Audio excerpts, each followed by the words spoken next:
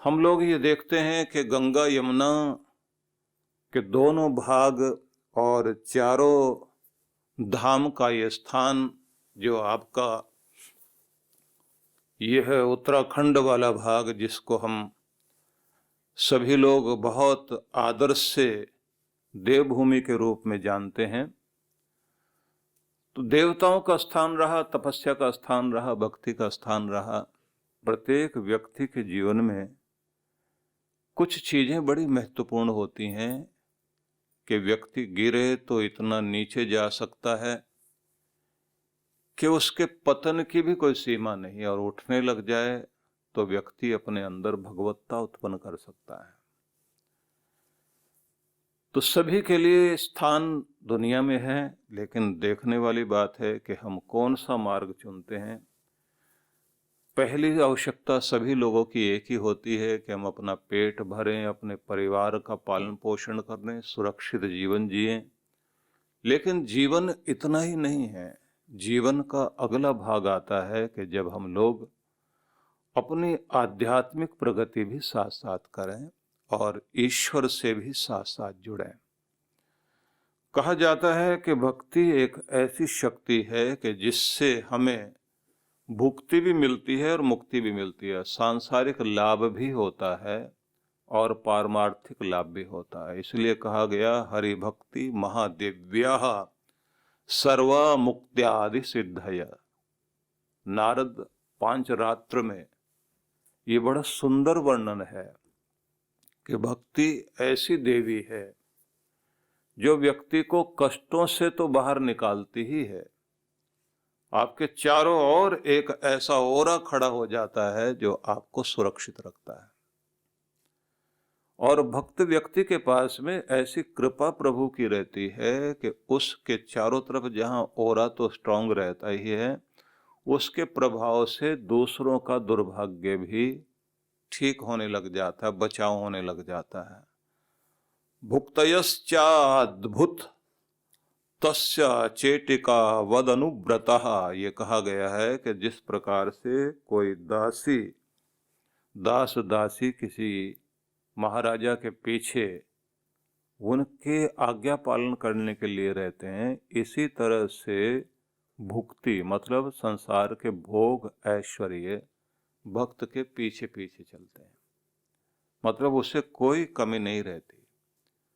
ये अलग बात है कि उसको हाथ में संपदा नहीं होती, लेकिन उसके साथ रिद्धि सिद्धि चलती है। जिस चीज की जरूरत पड़ती है पूरे होते जाते हैं। इसलिए जितने भी दुनिया के बड़े बड़े महान पुरुष लोग हुए हैं, वो कोई मुनीमगिरी का काम नहीं करते रहे कि अपने साथ धन लेकर चलते रहे, लेकिन जो भी उन्होंने लक्ष्य बनाया उसमें कभी धन की और किसी भी काम को पूरा होने की कभी भी कोई बाधा नहीं आई, अपने आप पूरे होते गए। इसलिए उन लोगों ने इतने बड़े बड़े काम किए। आप बड़ा लक्ष्य लेकर के चलिए, अगर आप भक्ति वाले हैं तो ये बात ध्यान रखिए, आपका लक्ष्य पूरे होंगे, आपके बड़े से बड़े काम पूरे हो जाएंगे। इसलिए ऐसे महान पुरुषों ने जहां स्थान भी अपना ढूंढा, वहीं कुछ न कुछ ऐसी चीजें बना दी कि आश्चर्य लगता है। पहाड़ों के अंदर भी इतने ऊंचे स्थान पर जहां लगता है कि आदमी का जाना मुश्किल है, वहां पर इतने सुंदर धाम मंदिर बने हुए हैं। जिन महान पुरुषों ने बड़े बड़े कार्य किए तो वो कैसे कर पाए? क्योंकि भगवान उनको कृपाएं अपनी देते जरूर है। इसलिए मैं ये बात जरूर कहूंगा आपसे कि भक्ति में अपनी श्रद्धा जरूर रखिए। भक्ति में आप श्रद्धा रखेंगे तो आप पर कोई कमी किसी तरह की नहीं रहेगी। आपको भक्ति करने का तरीका जरूर आना चाहिए, लेकिन ये भी एक बात ध्यान रखिए कि माना गया है कि भक्त व्यक्ति को जो ईश्वर की तरफ चलना चाहता है तो उसे 11 भूमिकाओं से होकर गुजरना चाहिए। पहली भूमिका मानी गई है प्रथमम महताम सेवा, महान पुरुषों की सेवा करो, गुरुजनों की सेवा करो। जिन्होंने गुरुजनों की सेवा की है उन पर बहुत बड़ी मेहर रही है, बहुत बड़ी कृपा रही है। मैंने ऐसे अनेक लोग देखे हैं जो बहुत श्रद्धा वाले अपने गुरु के साथ में जुड़े रहे, तो निश्चित रूप से उनके जीवन में वो कृपाएं बनी कि उनका घर परिवार फला फूला और उनके खुद के जीवन में भी भक्ति भी आई और भुक्ति भी प्राप्त हुई, भोग ऐश्वर्य भी प्राप्त हुए। महान पुरुषों की शरण व्यक्ति को बहुत कुछ देती है, इसलिए जितना हो सके गुरुजनों की सेवा करनी चाहिए। जरा सोच के देखिए कि जिस समय राजा दशरथ ने बहुत ज्यादा निराश होकर अपने गुरु की शरण में जाकर के, गुरु वशिष्ठ की शरण में जाकर के ये कहा कि सद्गुरु, मेरे जीवन में सब संपदा होने के बाद, इतना बड़ा साम्राज्य होने के बाद भी एक बहुत बड़ी कमी है कि संतान नहीं है। गुरु वशिष्ठ ने उनसे कहा पुत्रेष्टि यज्ञ कराइए, और पुत्रेष्टि यज्ञ में आप ये प्रयास करें कि ऐसे ऋषि के द्वारा मंत्र पाठ हो जो बहुत ही ईश्वर से जुड़ा हुआ हो और संसार से निष्पाप निर्मल चित्त लेकर प्रभु की कृपाओं से निरंतर जुड़ा बैठा हो। राजा दशरथ ने कहा, महाराज आप ही बताइए कौन ऐसे ऋषि हैं। तो श्रृंगी ऋषि को चुना गया। श्रृंगी ऋषि ने वो यज्ञ कराया, और श्रृंगी ऋषि ने जब कौशल्या माता से कहा कि आप अपने हृदय में जिस भी स्वरूप को ध्यान लाएंगे वह स्वरूप आपके पास आएगा जरूर। कौशल्या माता ने नारायण भगवान को ही मांग लिया, और जब नारायण भगवान को उन्होंने मांगा तो आप समझिए कि क्या वो कृपा रही गुरु की, और क्या ऋषि का अपने मंत्रों का प्रभाव रहा, और क्या उस मां की अपनी तपस्या और उसकी भक्ति थी कि नारायण भगवान उनके आंगन में राम के रूप में प्रकट हुए। जिनके आंगन में भगवान ही बाल रूप में खेलने के लिए आ जाएं, तो आप समझ सकते हैं कितना बड़ा सौभाग्य है। लेकिन ये सौभाग्य आया कैसे? गुरु की कृपा से आया। गुरु की कृपा थी तो कितना बड़ा, जो असंभव है वो संभव हो गया। और अगर हम ये कहें कि ये भारत की बातें हैं, बाहर तो ऐसा नहीं होता होगा, तो बाहर भी आप ऐसे उदाहरण ले सकते हैं। दूसरा उदाहरण मैं आपको देना चाहता हूं कि जब भगवान श्री कृष्ण जब वो संदीपनी के आश्रम में गए और वहां रहकर पढ़े, सुदामा भी वहां था और बालक भी थे। विद्या पढ़ने के बाद में जब गुरु दक्षिणा देने की बात आई, क्योंकि दो चीजें होती हैं, एक तो दान है, एक दक्षिणा। गुरु दान नहीं लेते, गुरु के प्रति दक्षिणा दी जाती जो कृतज्ञता पूर्वक दी जाती है। जब आप दान देते हैं उस संस्थाओं में या गुरु को भी जो देते हैं, वो दान कहलाता है जो सेवा में लगाया जाए। और जो गुरु कार्यों के लिए दिया जाता है, गुरु के लिए समर्पित किया जाता है, वो दक्षिणा है। और गुरु भी कुछ दे करके ही उनके प्रति धन्यवाद ज्ञापन करने के लिए आप जो देते हैं वह दक्षिणा होती है। और दक्षिणा दिए बिना व्यक्ति का कर्जा, जो सिर पर कर्जा आता है, वो हटता नहीं।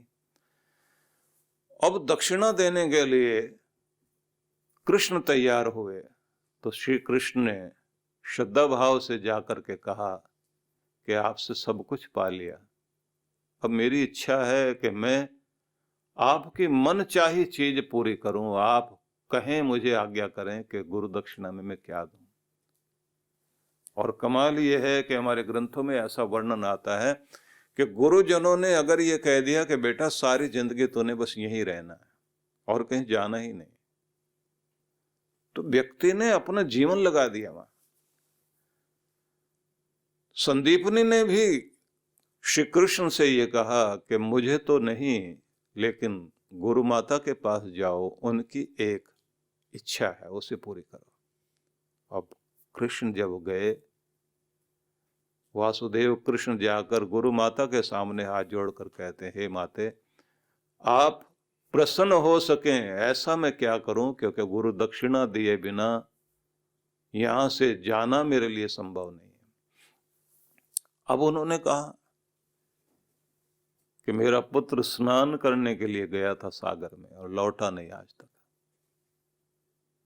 मेरे जीवन में यही एक दुख है, कोई ये दुख दूर कर सकता है क्या?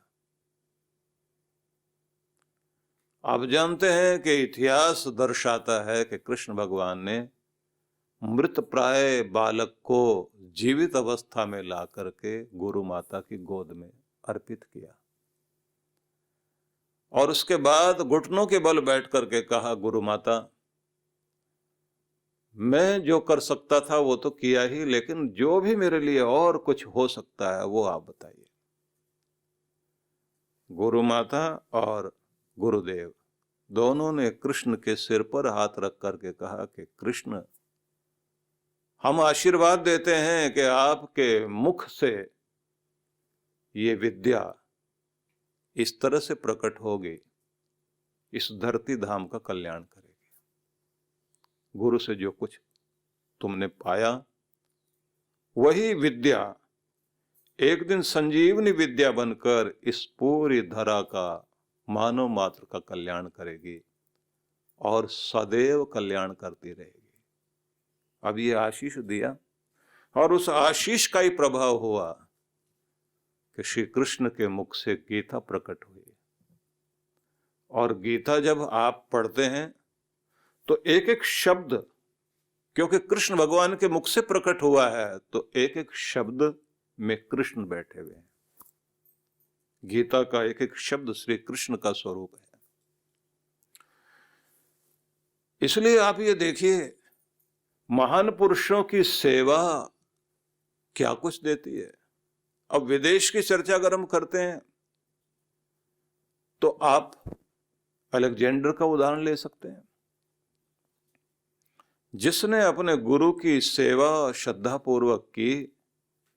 और यूनान में तो पूरी परंपरा है, आप प्लेटो का, अरिस्टोटल का, सुकरात का, इतने सारे लोगों के नाम ले सकते हैं, एक परंपरा रही। लेकिन जब आप याद करते हैं कि अलेक्जेंडर, जिसको हम सिकंदर के नाम से जानते हैं भारतवासी लोग, जिसे कहा जाता मुकद्दर का सिकंदर, जहां हाथ लगाए वही चीज उसके हाथ में आ जाए, ये गुरु का प्रताप। इसलिए सबसे पहले कहा जाता है कि प्रत्येक व्यक्ति को प्रथमम महताम सेवा तद्दया पात्रता ततः। उसके बाद कहा जाता है कि दूसरी चीज आती है कि गुरु की शरण ग्रहण करना, उनकी सेवा करना, उनको प्रसन्न करना, लेकिन साथ साथ में उनका दया पात्र बनना, करुणा पात्र बनना। आपके अंदर वो कृपा पाने की योग्यता आनी चाहिए, क्योंकि योग्य गुरु और योग्य शिष्य, जब तक दोनों आमने सामने नहीं होंगे चमत्कार नहीं हो सकता। वैसी भूमि भी चाहिए कि उसमें बीज जाए तो उसके अंदर से फिर वो फसल उगे या वो पौधे उगे, कि आने वाले समय में फल फूल से धरती सज जाए। जब भी इस तरह की स्थिति सामने आई कि समर्थ गुरु रामदास एक तरफ खड़े हैं और दूसरी तरफ शिवाजी खड़े हैं, दोनों ही अद्भुत हैं। गुरु भी कमाल के हैं और शिष्य भी कमाल का है। आप समझ सकते हैं, ठाकुर रामकृष्ण देव और इधर नरेंद्र जो विवेकानंद बने, दोनों आमने सामने हैं। योग्य गुरु, और गुरु में तो योग्यता है, लेकिन पात्र भी तो वैसा होना चाहिए ना। आप समझिए कि रामकृष्ण देव के एक नहीं अनेक शिष्य थे, पर सब में वो कमाल क्यों नहीं हुआ? सब में कमाल नहीं हो सकता था, क्योंकि उतनी योग्यता वाला, उतनी पात्रता वाला व्यक्ति सामने होना चाहिए। और श्रद्धा क्या हो सकती है? श्रद्धा से पता लगता है पात्रता का, कि गुरु को मानता कितना है व्यक्ति।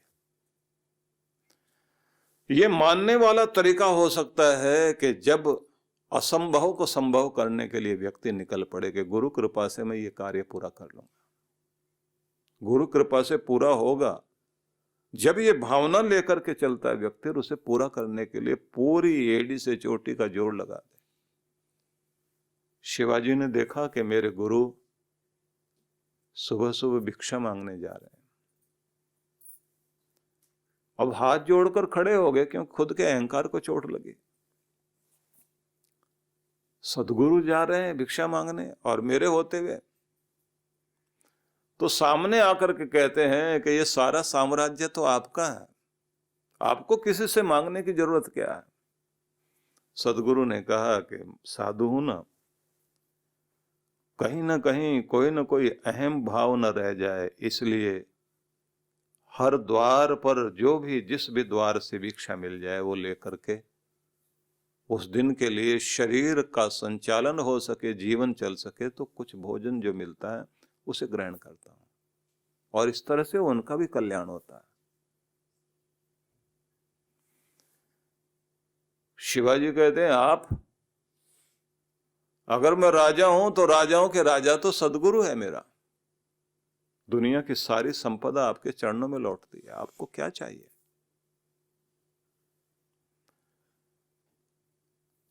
उन्होंने कह दिया, तू भी कुछ देना चाहता तू भी दे, मैं तो सबके आगे ही अपना पात्र फैलाता हूं। शिवाजी ने कह दिया कि मेरा सारा साम्राज्य, मेरा सब कुछ जो भी कुछ है, और मैं भी सब कुछ आपको अर्पित करता हूं, इस पात्र में डालता हूं। और उतना भावुक हो गया है शिष्य। गुरु अद्भुत होते हैं। उन्होंने कहा, ठीक है, तुमने राज्य दिया तो अब ये तुम्हारा नहीं रहा, अब ये मेरा हो गया। और उन्होंने कहा कि बस मन में 3 बार भाव रख करके तुम साम्राज्य को समर्पित करो। और उसने समर्पित कर दिया। बोले, अब तुम्हारी क्या भूमिका होगी? बोले, मैं तो नौकर हूं, सेवक हूं, दास हूं आपका, जो कराओ, जहां चलाओ, जैसे रखो, आपकी मर्जी। तो उन्होंने कहा कि अब साम्राज्य मेरा हो गया, अब साधु तो बैठ करके राजगद्दी पर चलाएगा नहीं, मेरी तरफ से सेवक बनकर तुम चलाओ, लेकिन ध्यान रखना तुम्हारा नहीं है, ये गुरु का है। सदगुरु श्री सुधांशु जी महाराज द्वारा मानव सेवा को समर्पित संस्था विश्व जागृति मिशन वर्ष 1991 से धर्म, समाज एवं मानवता की सेवा में संलग्न है। यह संस्था 90 मंडलों, सेवा केंद्रों के माध्यम से न केवल भारत अपितु देश के बाहर अनेक देशों में सेवा के कार्य कर रही है। संस्था की स्थापना से लेकर अब तक विगत 30 वर्षों में जहां लोगों को सन्मार्ग पर प्रेरित करने के उद्देश्य से गुरुवर ने 7000 से अधिक प्रवचन दिए हैं, वहीं देश के राज्य की राजधानियों व प्रमुख नगरों में लगभग 40 आश्रम, 25 मंदिर, सत्संग भवन व ध्यान साधना केंद्रों का निर्माण हुआ है। दिल्ली में करुणा सिंधु धर्मार्थ अस्पताल एवं फरीदाबाद के आरोग्य धाम अस्पताल में लाखों जरूरतमंद रोगियों का उपचार व ऑपरेशन किया गया है। अनाथ गरीब बच्चों के लिए सूरत में अनाथाश्रम, दिल्ली एवं कानपुर में गुरुकुल, फरीदाबाद में ज्ञानदीप विद्यालय, मुरादाबाद में सृजन प्राइमरी स्कूल, झारखंड के रुक्का खूंटी गांव में आदिवासी बच्चों के लिए 2 पब्लिक स्कूल समेत दिल्ली में उपदेशक महाविद्यालय भी बनाया गया है। इन शैक्षणिक संस्थाओं में लगभग 2500 बच्चों को शिक्षित व संस्कारित किया जाता है। दिल्ली के आनंदधाम आश्रम में जहां वृद्धाश्रम एवं वानप्रस्थ संचालित हैं, वहीं आश्रम की कामधेनु गौशाला में 125 गौओं की सेवा की जाती है। कामधेनु गौशाला की तरह ही देश के प्रमुख नगरों में 7 अन्य गौशालाएं भी संचालित हैं। साथ ही पूजा पाठ, यज्ञ अनुष्ठान से लोगों में धार्मिक भावना जागृत की जाती है। स्वाहा ओम अग्नये सप्तजिह्वाय स्वाहा ओम अग्नये हव्यवाहनाय स्वाहा ओम अग्नये शोधनजाताय स्वाहा। गरीब जरूरतमंद महिलाओं को सक्षम बनाने के लिए जहां कई तरह के प्रशिक्षण दिए जाते हैं, वहीं गरीब कन्याओं के विवाह में सहयोग भी किया जाता है। प्राकृतिक आपदा जैसे कि बाढ़, भूकंप, तूफान आदि में जहां मिशन द्वारा प्रधानमंत्री राहत कोष में सहयोग किया जाता है, वहीं जैसे वर्तमान में चल रही महामारी कोरोना संकट काल में जरूरतमंदों को भोजन, राशन किट व सांसों के संकट से जूझ रहे जरूरतमंद मरीजों को देश विदेश से मंगाकर ऑक्सीजन कंसंट्रेटर बांटे गए। मानव सेवा को ईश्वर भक्ति मानते हुए सेवा परमो धर्म के भाव से विश्व जागृति मिशन के सेवा कार्य निरंतर जारी हैं। आइए मिशन के सेवा पथ पर बढ़ते कदमों में कदम से कदम मिलाकर चलें और मानवता की सेवा में दान सहयोग कर पुण्य के भागीदार बनें।